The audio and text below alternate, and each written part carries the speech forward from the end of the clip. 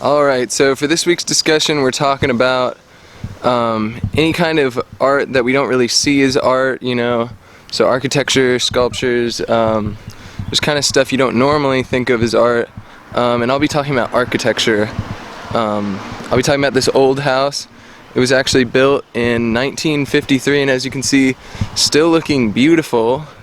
And with architecture you talk about the three most important things: function, form, and structure. Function being how a building is used.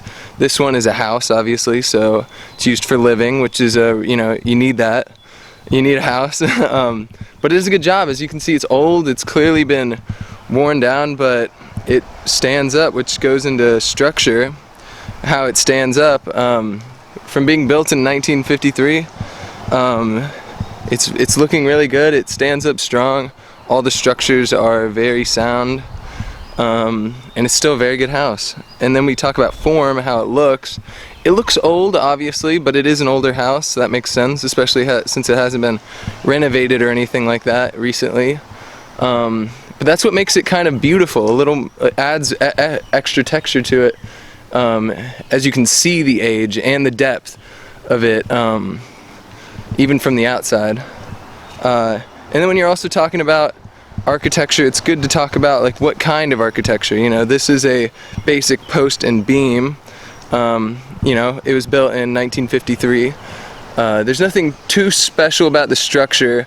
It is a one-story house, so it's got a very simple layout, but it is a 4-bedroom, 2-bath house, so it's very interesting how the rooms are set up and how the house really fits.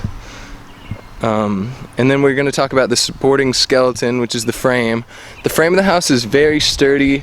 It's a wood frame, obviously, but they actually use a very thick material on the walls. I'm not quite sure what it is, obviously, because I wasn't here when it was built, but it looks really beautiful. And then we're going to talk about the outer skin too, which is the appearance of the building.